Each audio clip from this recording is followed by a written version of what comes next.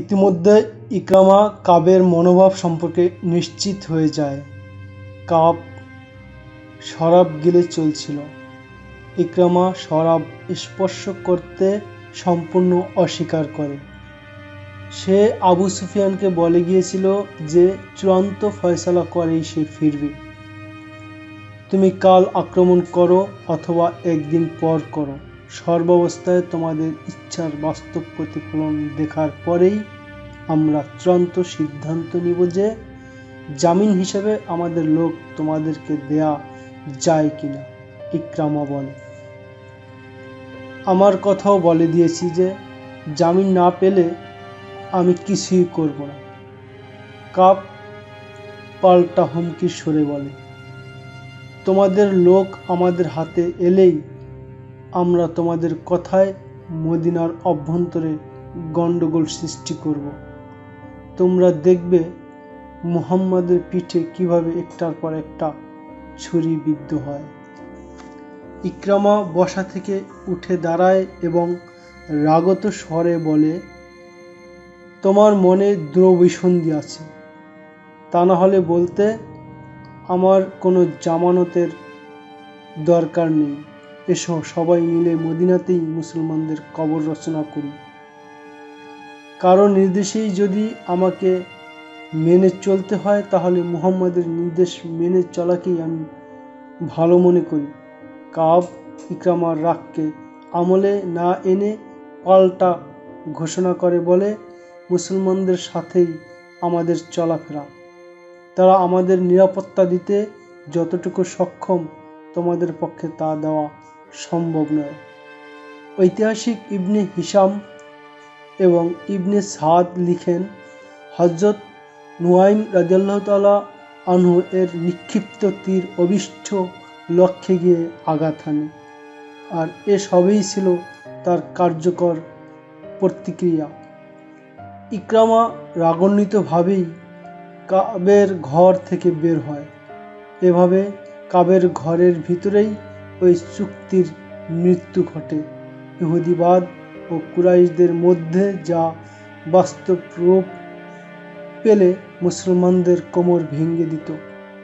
ইহুদিদের গুপ্ত হামলা যে অবস্থার সৃষ্টি করত তা সামাল দেয়া মুসলমানদের পক্ষে সম্ভব ছিল কি না তা আল্লাহই ভালো জানেন। কূটনৈতিকভাবে তারা এক মহা বিপর্যয় এড়াতে সক্ষম হয়। এদিকে ইকরামা যখন কাব বিন আসাদের বাসভবনের উদ্দেশ্যে চলছে,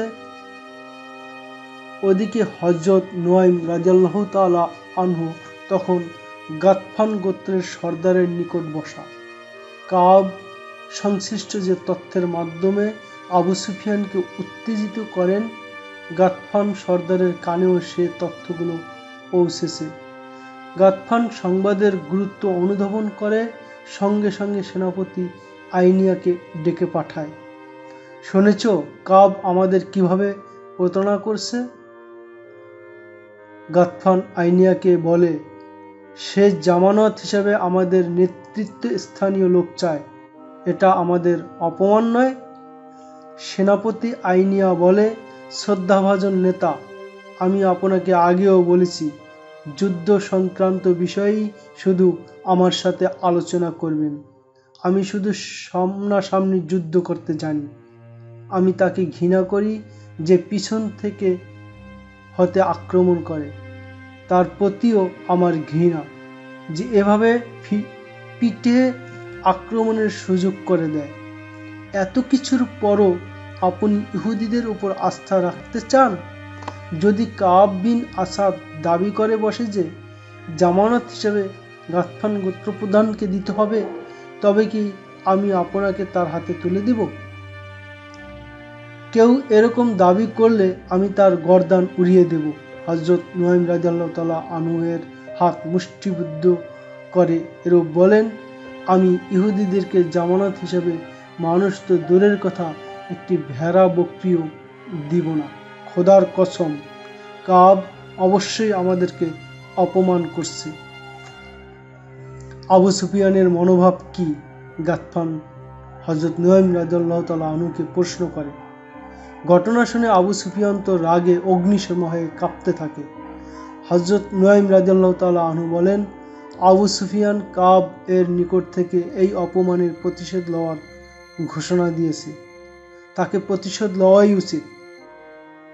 সেনাপতি আইনিয়া বলে, বনু কুরাইজার অবস্থান এমন আর কি, আমাদের এবং মুসলমানদের মাঝখানে চাপা পড়ে এমনভাবে পিষ্ট হয়ে যাবে যে আরব ভূমি হতে তাদের নাম নিশানা সম্পূর্ণ মুছে যাবে, পাওয়া যাবে না তাদের অস্তিত্ব খুঁজে। মদিনায় চলতি পথে খালিদের সুস্পষ্ট মনে পড়ে ওই সময়ের কথা, যখন ইকরামা বনু কুরাইজার হতে ফিরে এসেছিল। তিনি খুব দ্রুত তার কাছে যান। এদিকে আবু সুফিয়ানও ঘোড়া ছুটিয়ে ইকরামার কাছে আসে। ইকরামার চেহারায় ছিল ক্রোধ এবং বিষণ্ণতার গভীর ছাপ। বলো, কি খবর? আবু সুফিয়ান দূর থেকেই তার কাছে জানতে চায়। খোদার কসম, ইকরামা অশ্বপৃষ্ঠে নামতে নামতে বলে, কাবের চেয়ে জঘন্য কোনো মানুষ ইতিপূর্বে আমি দেখিনি। নুয়াইমের রিপোর্ট সর্বাংশে সত্য। জামানত হিসেবে আমাদের লোকের দাবি কি পুনরায় সে উত্থাপন করেছে? কথার ফাঁকে খালিদ জিজ্ঞাসা করেন। হ্যাঁ খালিদ, মাথা নেড়ে ইকরামা বলে। সে আমার সম্মুখে মত পেশ করে এবং এমনভাবে কথাবার্তা বলে আমরা যেন তার কাছে ঋণী। সে স্পষ্টভাবে বলে যে আগে জামানত হিসেবে লোক পাঠাও, তারপরে আমি মদিনাতে গুপ্ত হামলা করব। তাকে বলে এলে না কেন যে কুরাইশদের তুলনায় বনু কুরাইজার অবস্থান উটের সাথে ইঁদুর যেমন? খালিদ বলেন, তার মাথা দেহ থেকে কেন বিচ্ছিন্ন করে দিলে না? ইকরামা বলে, বড় কষ্টে হস্ত সংবরণ করেছি। তার সাথে আমাদের যে চুক্তি হয়েছিল তা ভেঙে দিয়ে এসেছি। আবু সুফিয়ান অনেকটা ধরা গলায় বলে, তুমি ঠিকই করেছ, তুমি ঠিক কাজই করেছ। তারপর সে দ্রুত সেখান থেকে চলে যায়। এ ঘটনা বেশি দিনের নয়, আনুমানিক 1.5-2 বছর আগের ঘটনা। তারপরও আজ মদিনায় যাবার কালে তার নিকট চিরচেনা পথ ঘাটগুলো কেমন যেন অচেনা মনে হয়। এমনকি মাঝে মধ্যে তার নিজেকেও নিজের কাছে অচেনা মনে হয়। আনমনা হয়ে পথ চলতে থাকেন। আবু সুফিয়ানের সেদিনের ঝন্টা বিক্ষুব্ধ চেহারা এ সময় তার নয়ন তারায় ভেসে ওঠে। খালিদ সেদিন আবু সুফিয়ানের প্রস্থানের অবস্থা দেখে অনুধাবন করেন যে আবু সুফিয়ান মদিনায় আক্রমণ থেকে মুখ ফিরিয়ে নিয়েছে। সে চলে যাবার পর খালিদ এবং ইকরামা সেখানেই দাঁড়িয়ে রইল, মাথা উঁচিয়ে। ইকরামা এক সময় জানতে চায়, কি চিন্তা করছো খালিদ? একথা বললে আমাকে দোষারোপ করবে যে আবু সুফিয়ান গোত্রপ্রধান বলেই তার উপস্থিতি ও নির্দেশ এখনো আমি মেনে চলেছি।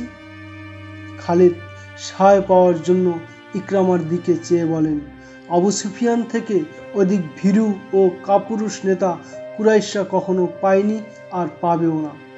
কখনো তুমি জানতে চেয়েছো আমি কি ভাবছি?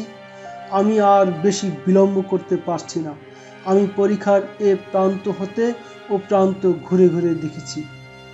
পরিখার এক স্থান যেমনি সংকীর্ণ তেমনি অগভীর। এ স্থান দিয়ে পরিখা পার হওয়া যাবে বলে মনে হয়।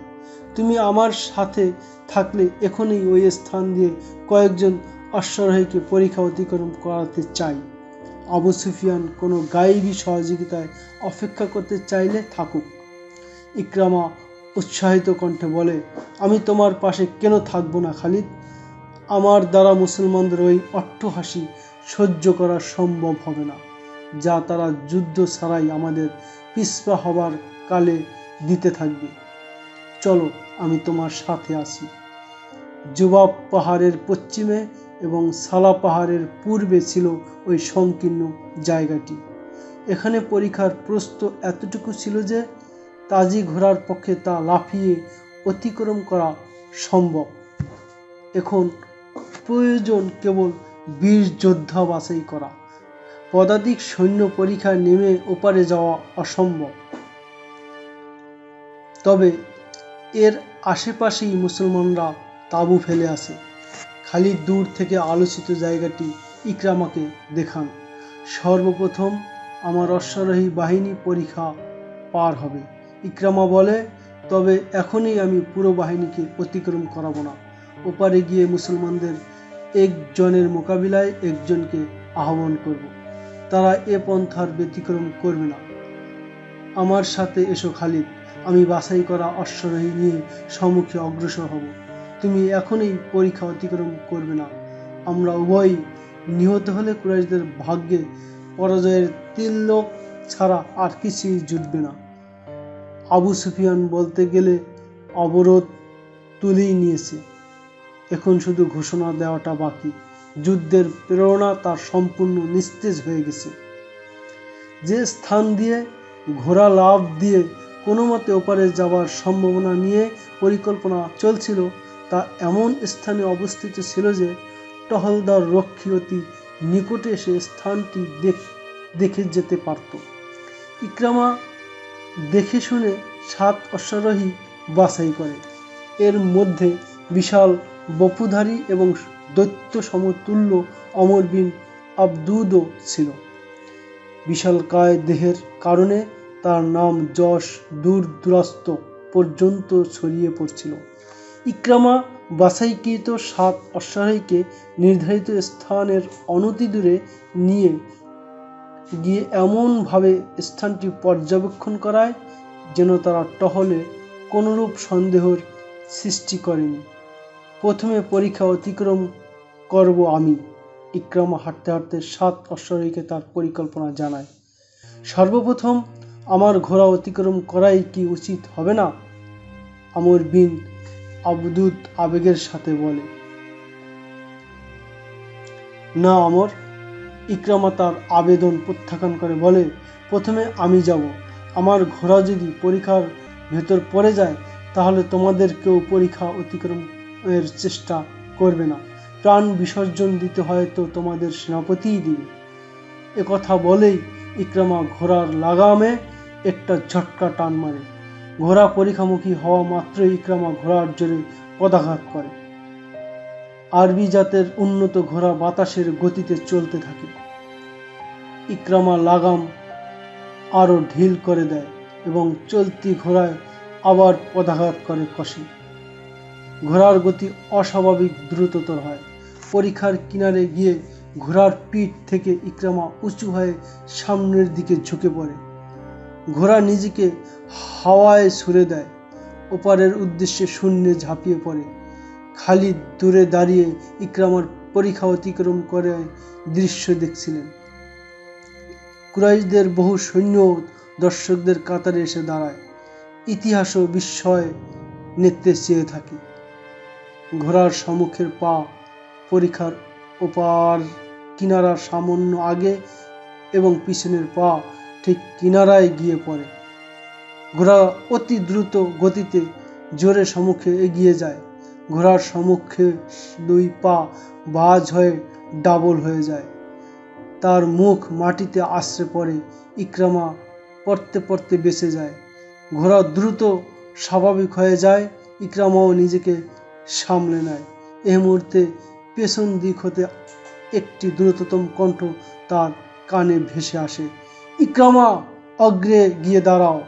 ইকরামা পলকে ফিরে তাকায়। আমর বিন আবদুদের ঘোড়াকে বাতাসে উড়ে আসতে দেখে। আমর রেকাবে ভর দিয়ে সম্মুখের দিকে ঝুঁকেছিল। কারো আশা ছিল না যে বহু ওজনের আরোহীর ঘোড়াটি পরীক্ষা পার হতে পারবে, কিন্তু সবাইকে অবাক করে দিয়ে আমরের অশ্বটি ওই স্থানে গিয়ে পড়ে যেখানে ইকরামার ঘোড়া পৌঁছেছিল। আমরের ঘোড়ার পাগুলো এমনভাবে ভাঁজ হয়ে পড়ে যে ঘোড়া ভারসাম্য হারিয়ে ফেলে এবং একদিকে কাত হয়ে পড়ে যায়। আমর ঘোড়ার পিঠ থেকে পরে গড়াগড়ি খাওয়ায় উপক্রম হয়। পরক্ষণেই ঘোড়া উঠে দাঁড়ায়। আমর সোজা হয়ে দাঁড়ায় এবং চোখের পলকে ঘোড়ায় চেপে বসে। আমরের পিছনে পিছনে ইকরামার আরও 2 অশ্বারোহী ঘোড়া নিয়ে উড়ে চলে। পরিখার কিনারায় এসে উভয় আরোহী নিজ নিজ ঘোড়ার পিঠ শূন্য করে দেয় এবং গর্দানের দিকে ঝুঁকে পড়ে। উভয় ঘোড়া নিরাপদে পরিখা অতিক্রম করে। কুরাইশ সৈন্যরা প্রাথমিক প্রচেষ্টার সফলতায় খুশিতে গগন বিদারী স্লোগান দিতে থাকে। হঠাৎ স্লোগান শুনে মুসলিম পাহারাদারগণ দৌড়ে আসেন। এরই মধ্যে ইকরামার আরও 2টি আরোহী পরিখার পারে এসে বাতাসের ভেলায় নিজেদেরকে ভাসিয়ে দেয়। এদের দেখা দেখি অবশিষ্ট 7 অশ্বারোহীর বাকিরাও নিজ নিজ ঘোড়া ছেড়ে দেয়। সকলে নিরাপদে পরিখা অতিক্রম করে। ইকরামা মুসলিম প্রহরীকে ধমকের সুরে বলে, থামো, আর কোনো ঘোড়া পরিখা অতিক্রম করবে না। মুহাম্মদকে ডাকো, তোমাদের সর্বশ্রেষ্ঠ বাহাদুরকে আসতে বলো। সে আমাদের কোনো একজনকেও যদি পরাস্ত করতে পারে তাহলে বিনা যুদ্ধে আমাদেরকে হত্যা করার অধিকার তোমাদের থাকবে। খোদার কসম, আমরা তোমাদের রক্ত এই তৃষ্ণার্ত বালুরাশিকে পান করিয়েই ফিরে যাব।